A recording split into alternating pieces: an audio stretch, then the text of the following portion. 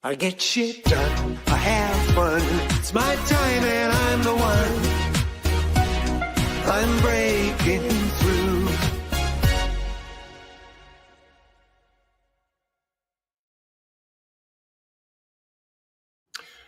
Transfer the weight, build the trust, free the owner. That's a recipe for success. And we'll dig deeper into that and open it up a little bit in the time we have allotted with my esteemed guest, who I'm excited to be sharing a few minutes of our lives together with you guys and gals. If you're watching us live today, thank you for being here live. If you're watching us on the replay, remember #replay. Let us know where you're watching us from. If you have questions live and or replay, send them our way. We'll do our best to answer them. Please share this out. What's the other thing you're supposed to do? You're supposed to share it out, make comments, and have a good time. I'm going to do a shameless plug because it's how I help myself pay for this program. So here we go right now.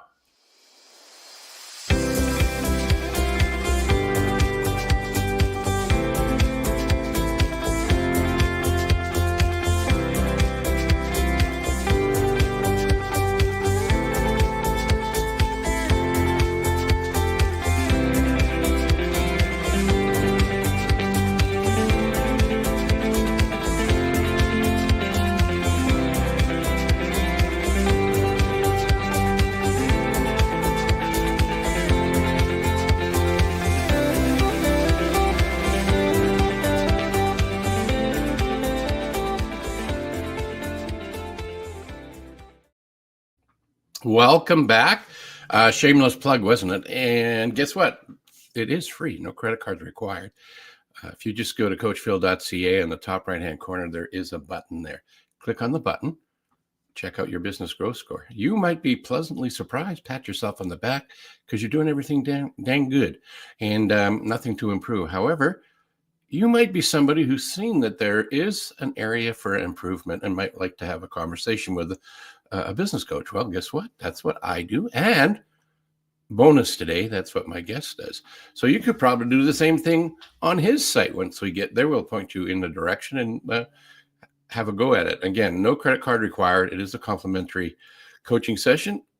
Just because you watched us on a show, just let us know that you found out about us by seeing the Business Renovator podcast, videocast, podcast. Not sure where it falls in there, but it's a conversation between two coaches today.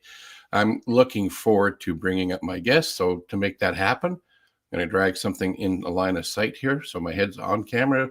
You know what happens when technology doesn't work? It doesn't go as smooth as you had anticipated.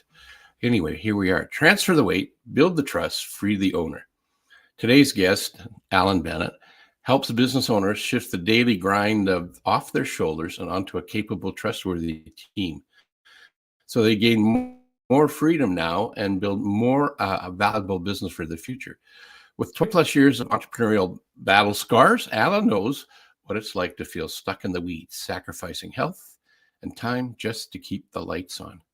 That's why he created the Trust Built system, a roadmap to building teams and systems that let you run your business and let it thrive without you by choice, not because nobody wants you there. It's an option and allows it to run everything without you being there. He also coaches high school trap shooting guys and gals because when it comes to focus, pressure, and precision, business and sport aren't so different. If you're already ready to lead with trust and step into the freedom of entrepreneur promises, this episode will help you actually pull the trigger, because in order for a bullet to be shot, you need to pull the trigger. You can't hit the trap. They're not called traps. It's called trap shooting. And I think they're clay pigeons. But we'll get, because you can tell I'm not a hunter or a shooter, but I have played with guns. But you don't play with guns, boys and girls. Ladies and gentlemen, I'm going to bring up my guest, Alan Bennett. Alan, welcome. Thanks, Phil. Thanks for having me. Hey, thanks for being here. I know you took this is a day of work, but not on your business. You're working on yourself, and your business is doing okay. So you're taking time out to do something in around guns and hunting right now, isn't that right? I am. I'm in my hunting camp and doing some work before it gets too hot for the summer. So yeah. Yeah, nice. Is that like far, far away from where you reside, or is it close? It's an hour and a half. Okay, It feels like far, far away, but it's an hour and a half away, and it's that's nice. Not yeah, that far to go. yeah. It's Um, not too bad. Got internet, so it's good. yeah, like you're on it right now, right? Yeah, And this is the first time I've had a guest, as far as I know, that's on satellite internet. It's Starlink, right? that's right. Yeah, that's pretty cool. So we'll see how it goes. So far, so good, right? Right. So far, so good. There may be a freeze frame or two, but we'll get through it.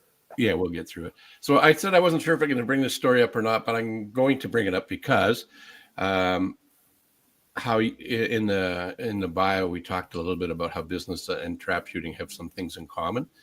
So I had way back in the days of late 80s, I think it was.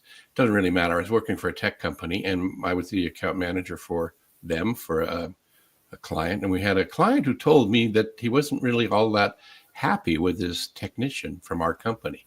And I knew the technician loved to shoot, but he didn't do trap. He did the other one, skeet. And I forget what the difference is, but when we get there, you can explain it because I'm sure you know. Anyway, I thought, well, this guy's at risk of being one of the guys who could get cut, and he's a family man, and he's an okay dude. Just the feedback from the client wasn't very good. So I went skeet shooting with him on purpose, got him to teach me how to do it. I shot about 65% of the birds, the clay pigeons that I was. Is that right? Clay pigeons, birds, whatever. And he was quite impressed. And I says, well, the reason and then we went for a meal afterwards and a beer. And I leaned on his passion. He was totally passionate about working and teaching me and coaching me on how to hit the target. And he was pleasantly surprised that I was a good student hitting that high first time out. And I correlated that to his passion for what he was doing and helping me there. And then the thing that was relevant to that was how could we take that same kind of passion and put it back into his day job? So he was good for a year. Mhm. So it does correlate. That was a story I said I was probably going to tell, so I told it. Yeah. Yeah. You know, the interesting thing about shooting sports, there's two parts to it. There's the mechanics of it, and then there's the mental part of it. And for me, you know, when I'm coaching, I coach a youth trap team. Most of the kids have either not shot a shotgun before, or they don't have much experience with a shotgun. So there's the mechanics that you go through of the basics. They don't know what they don't know, which is kind of like the coaching that we do. Then once you get to a certain level, then it becomes more coaching around the mental focus of it once the mechanics are there. But it's a perishable skill, right? It's not like riding a bike. Once you know how to do it, you know how to do it. You may not want to, but you know how to do it. But shooting is a perishable skill, so you have to keep the mechanics up, but the mental focus is as important as anything. Yeah, so skeet shooting, like what you did, is a sport where the target flight path is the same. What changes is your position around the field. So the targets have a different approach. So as you move, you have to adjust based on those targets. In trap shooting, you stay stationary and the target flight path is what changes. So it's a little bit different concept. Yeah. Yeah. I probably took the easier way out. Well, neither one are easy. Yeah. Everybody, you know, they all make their arguments. You know, the skeet shooters are like, the trap shooters. And then trap shooters are like, skeet shooters got it so easy. Yeah. That's commonality in a bunch of different things. I'm thinking about skiers, downhill skiers, and the cross country skiers. They argue back and forth if they're committed to one discipline. If you do both, then you don't really care. But yeah, you know, probably the best advice I ever got about shooting came from a golf coach. From golf. Golf. He was a golf pro at a local country club. And I was out there. I don't play much golf. I quit playing golf when I learned how to catch fish. But he taught me the mental part of it, to in the zone, right? The whole Michael Jordan effect. And he gave me a book, and the book was actually a shooting book that a friend of his had written, and it's called Mind versus Target. And it's written by a guy named Bob Palmer. And I hand that out to clients all the time, Mind versus Target. And it's all about the mental focus and how to.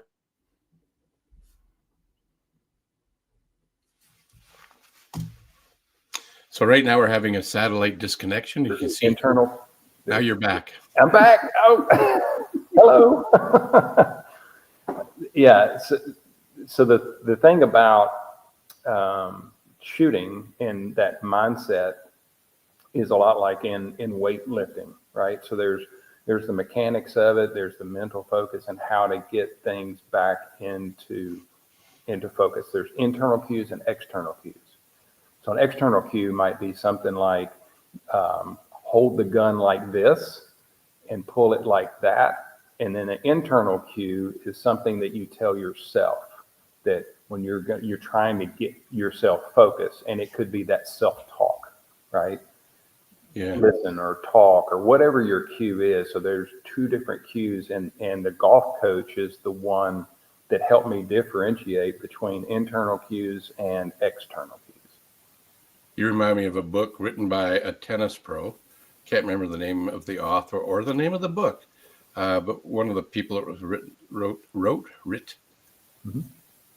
whatever the proper grammatical, probably wrote. He wrote a bit of an intro or forward on it. And he was a football coach for the Seattle Seahawks. Now he's with the Raiders. Anyhow, and he's talking about how tennis, using tennis to make your self better in other sports.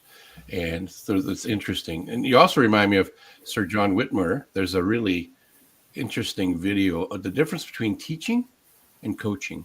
And it's a demonstration with Sir John Whitmore and another coach. And they use golf as a teaching aspect. So they went to an indoor driving range, had nets, and the two of them are there.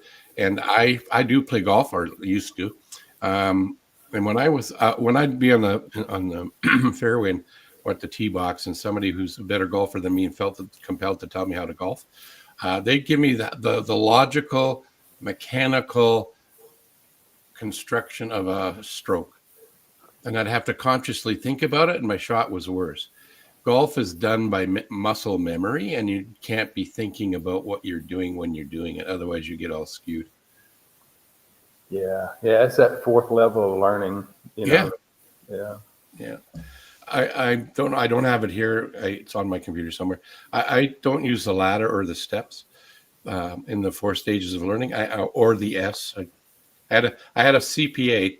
He said, "Well, if the unconscious is up here at the bottom of the tail, why is the?" And then I went, that totally doesn't make sense. So I was in actually, not Burma. Where was I? Dominican Republic, at a conference with other coaches. One of the presenters presented this quadrants. So up the top was unconsciously incompetent. Same thing. It's just the model was different. I better finish this for those that don't know what you and I are talking about. So consciously incompetent. Then the next quadrant, the southeast quadrant of the quadrants, would be consciously incompetent or consciously competent. The next one is unconsciously competent. That's the habitual, it's automatic. What I liked about this model is it's a cycle. So instead of getting to the top of the landing or the stairs and go, yes, I've made it. Yes, I don't have to do anymore. It's now that you're here, you can see further. And now you got some more things to take on that you're unconsciously incompetent about. And it cycles like that. So to me, that model resonated better. So that's what I leverage. Yeah, and I find that, and especially since we've talked about shooting, what I have found is that the goal of a new shooter is to hit 25 targets straight. And there's a reason it's 25 is because that's how many in a box of ammo, there's 25 shells in there. So therefore it's 25. So the big milestone is kind of like that 4-minute mile years ago that Roger Bannister did. Yep. So that's the big hurdle is it gets 25 straight. So you hit every one in your box, you hit that target. The next milestone is 50. and then 75, and then 100. So that cycle that you're talking about happens also in the shooting sports, because getting to the first 25 is a huge milestone. Now it's the 50, and it's a different focus than you have. And then to the 75, and they change, but the way that you get yourself into that zone is exactly the same. The level at which you have to do it and the level intensity of the focus does increase as that number goes up. Yeah. Yeah, that's fascinating. I can almost feel as I'm going to the second or third level with success, the pressure that's put on ourselves by the way we talk to ourselves, the inner critics, right? I could see that. Like one of my favorite sports to watch and used to be to play was hockey, and right now it's the best part of the hockey season ever. It's where all these guys are going to battle to win the Holy Grail, the Stanley Cup, and they're doing everything and anything they can. And I'm hearing people who have never played the game, they're fans of it, and they're chastising some of the guys that are seemingly, they're rated as high-level successful individuals. I've never played at that level. I've coached elite athletes at a high level. And I know, like, when people, they think because the past predicts the future. It gives you a hint, but it doesn't necessarily mean that what you did in the past is going to be the same as what you do in the future. There's a number of variables that it's really hard to explain to people who've never played. How come this guy's touted as the best goalie this year and for many years, and when it comes into the crunch, into the winning the games that matter to get to that cup, he's a dud. Well, last night he wasn't a dud, but there's a whole bunch of things that go into the makeup here, and it doesn't matter what the fans say, unless you've been there, done that. They just don't get it. So I see that correlation to what you do in helping your students shoot in the trap world. Yeah, and you and I both see it in the business world. There's different, depending on a business owner's their capacity or where they are, we coach differently. And the same thing with trap shooting is I don't coach a new shooter the same way I coach someone that's been doing it for 5 or 10 years. It's a different approach. There's the difference between pushing and pulling and when to use which method for who. There's an art to that. And it's being present with that owner. And that I get a charge out of. That's how I got into business coaching, is I was a CrossFit coach, or still am a CrossFit coach, and I'm a trap shooting coach. So the coaching mindset, that's what it's all about, is understanding, being present, being aware, listening and watching so that you can help serve them. Because they want to improve. They all do. Yeah. That's what I like. I've been a hockey coach for a long time. Well, I stopped in 06, 07. So I haven't coached for a while, but I did coach for about 18, 19 years. And I identified who my target audience was. I wanted athletes. I don't really care what age they were, but they needed to be motivated and they wanted to get to another level for them. Whether they were 10 years old playing on a summer team for elite hockey with aspirations to get to the NHL, and some of them made it. Did I have a lot to do with it? No. But I was looking for the right group of individuals, boys or girls, doesn't matter to me, and helping them to get to wherever that was they want to get to. So for some, in the girls' side of things back then, it was NCAA schools in the U.S. and get their education paid for. And some of them did it, and some got a full ride, some got into Div 1, some got into Div 3. It doesn't matter to me where they wanted to go, but they had aspirations to use hockey, have fun, and improve it and get better. And where I see the correlation to that is business coaching is very similar. The difference is the score sheet, because the score sheet now is financials, not a win-loss record between the two teams. And in yours, the score sheet is, I would imagine, it's 25, 50, and who's achieving those high level end results, right? Yeah. I'll share a story. I was coaching a kid. He was an 8th grader, and he's one of the better shooters I've ever coached. I think I was more of a guardrail person than I was a hard coach. because his skill level was so good. He had great hand-eye coordination. Without getting in the weeds on now that. So he had some things going on genetically and physiology from his body standpoint that made him a better shooter than average. But here's the story. We went to a state tournament and you shoot 100 targets. So there's 4 boxes of shells or 4 rounds of 25. And of that, how many do you shoot? And everybody gets ranked based on their age group. This kid shot 99 straight, missed, eighth grader, missed the 100th shot. And he was like a little machine out there. Every time he went to move, he did the same thing. After he made the shot, he did the same thing. We moved to the next station, and it was a carbon copy. It was like you just recorded it and played it all over again. He was that mechanical. Wow. He gets to that last shot, and he missed it. And you wouldn't know that he missed it because he still did the same things. He still had his routine. He walked off, and you could just see the tears. It just ripped my heart out. His grandmother was standing next to me, and she was just so proud of him because he'd never shot that well before. And she said, "What do you want to do?" She's wanting to celebrate. He goes, "I want to go home." He was done. He dropped that last target, and he knew what had happened is just for a moment, he was thinking about hitting getting that number, and he was more focused on that than the technique and everything that he knew how to do for 99 straight shots.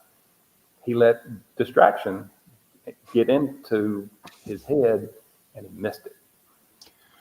Oh, I'm having PTSD, not about guns, but I went to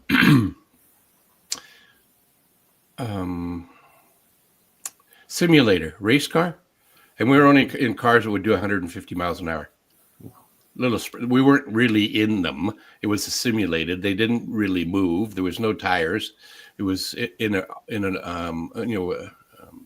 strip mall kind of thing. And these guys have set up this business. So there are about 16 of us that went, and they had 4 cars, and we rotated. And when we were practicing, it's easy. If you crashed and burned, you just clicked on something and you got to go again. And then once we'd gone around and had a practice round and learned how to drive these cars, they put us in a race. And I tell you, even though it wasn't real cars crashing and burning, and there were sound effects were pretty effective, but there's no burning rubber smell. There was no exhaust fumes. So you knew you weren't there, but were you not there? Because you get into driving the car and you're rigged. I was in the lead. And just like this young fellow who was thinking about that one last, getting to the 100th, he took his eye off the mechanics of it, which I did. And I crashed and burned. Only this time when you crash and burn, they penalize you 10 to 15 seconds. I ended up being last. It was so real. It was crazy real.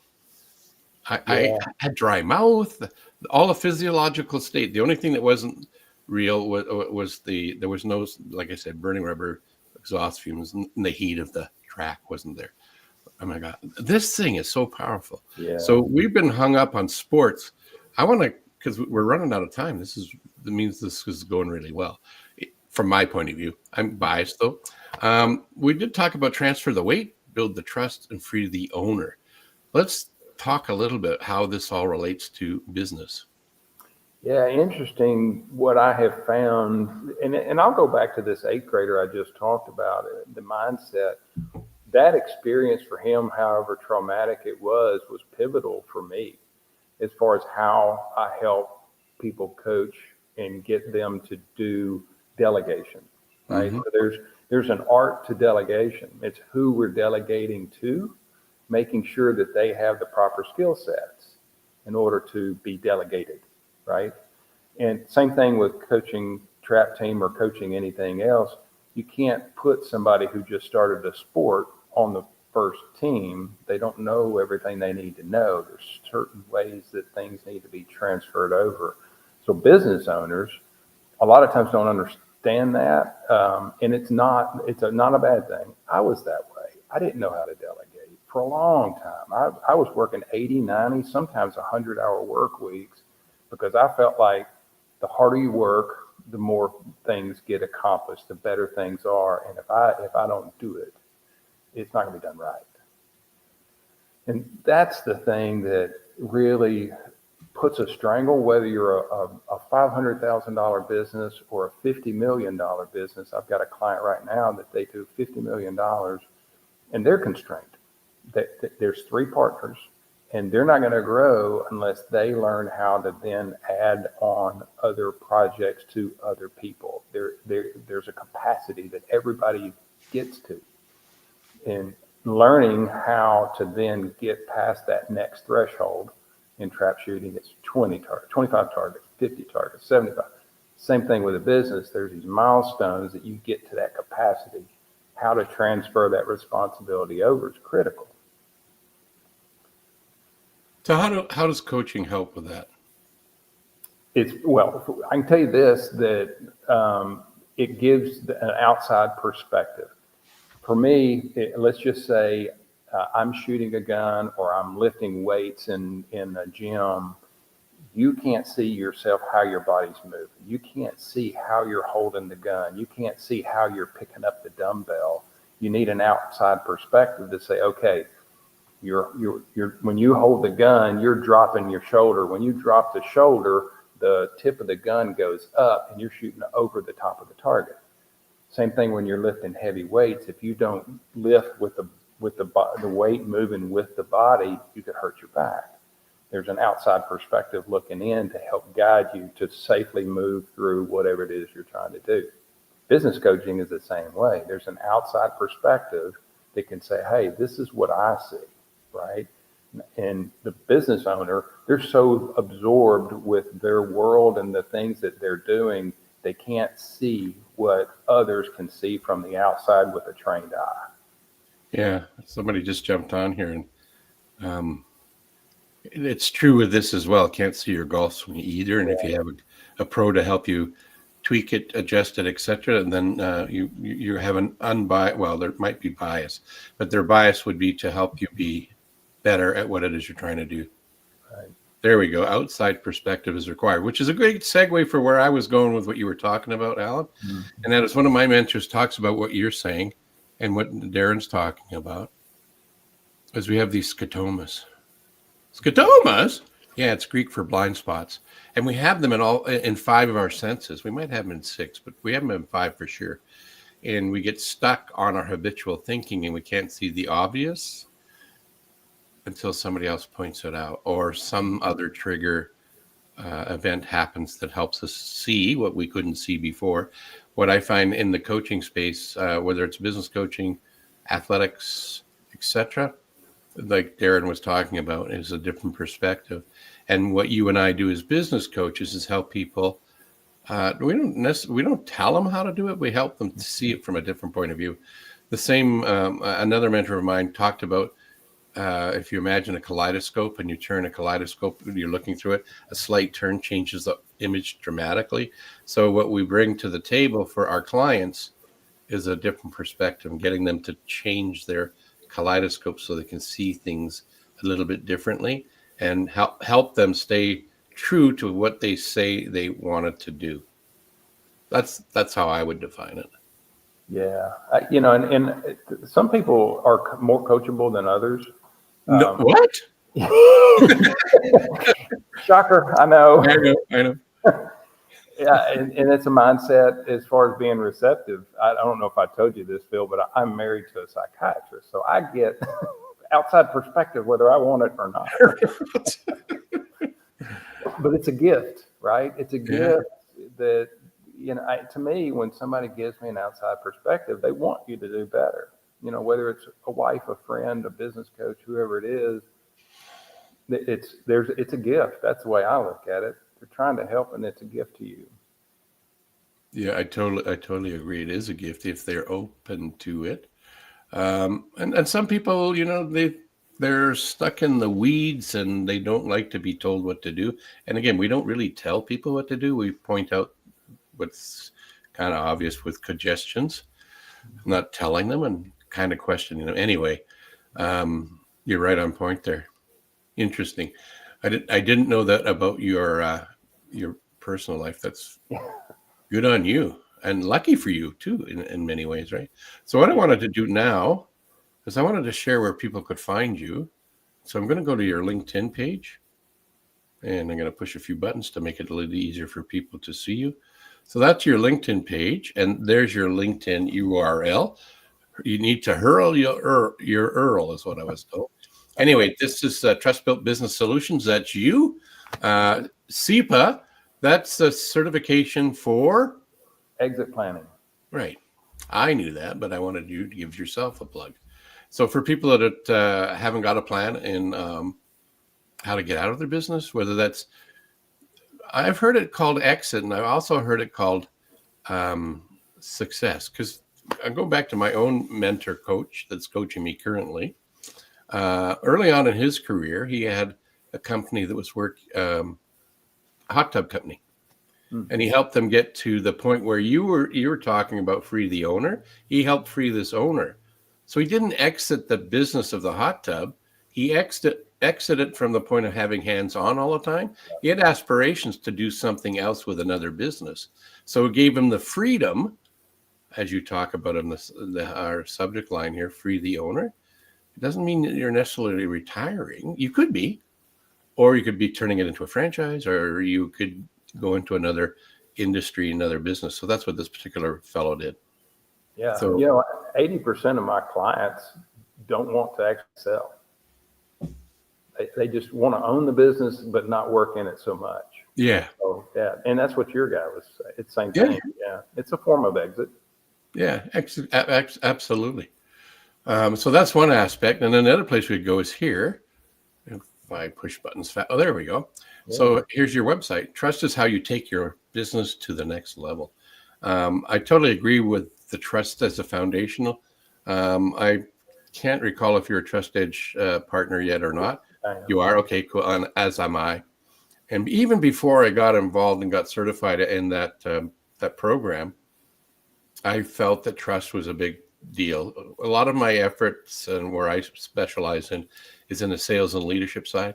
And in the sales side, we're always selling, whether you're a leader or a salesperson, air quotes, one-handed air quotes, we're all selling our ideas all the time and inspiring and encouraging people to support the dreams we have and to help them be better, whether they're trap shooting, hockey, or a business owner.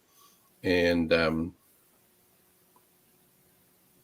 in sales, if the trust isn't there, people aren't going to buy from you. Unless you're selling a commodity and the price is really the motivator. If it's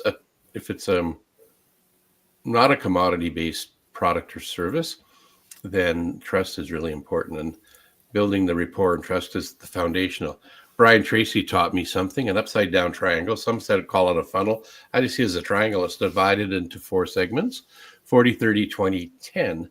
40% is all about trust and rapport. 30% is about identifying where they're at, where they want to get to, what are the constraints are in the way, and helping them with that. And then the next 20% is to offer up the solution we have available for them to consider moving forward. And then the last part, 10%, is making the commitment. And that is, you don't have to bring in a heavy hitter from LA or Toronto to help somebody make a decision. If you've done the 90%, accurately built the trust, developed the rapport, they will actually make the decision themselves, is what I find. So I think trust is massive. Yeah. Phew, I went on a rant, didn't I? Yeah, no, that was great. Yeah. And the thing about trust, people throw it out there like it's a commodity itself. And really breaking it down as to what part of trust really matters, or what part of trust is being broken, what part of trust needs to be developed in order for things. It's understanding how to break it down. That's Yeah, I've been honored and I had privilege for about 16 years of working with a client with different divisions of it across Canada. And I'm looking to see if we could help them in the U.S. as well, because they've expanded down the U.S. Northeast. And pushing the wrong buttons here. Hang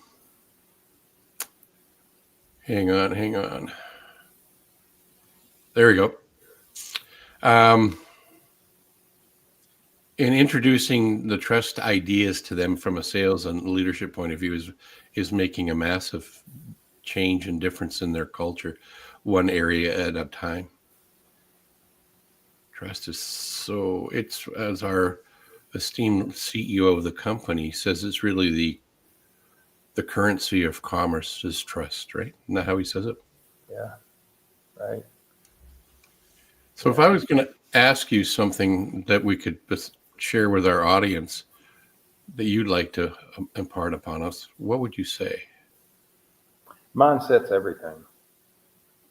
Whether you're trying to build trust or you're trying to come up with the mechanics of how we're going to establish a new process within the organization, whatever that organization is, it's all about the mindset and being able to focus. Like we said earlier, there's mechanics, and then there's the mental part of it. There's the internal cues and there's the external cues. And understanding and taking that approach into a project keeps it clear. There's clarity around the whole thing, which is one of the factors of trust, one of the pillars that we talk about.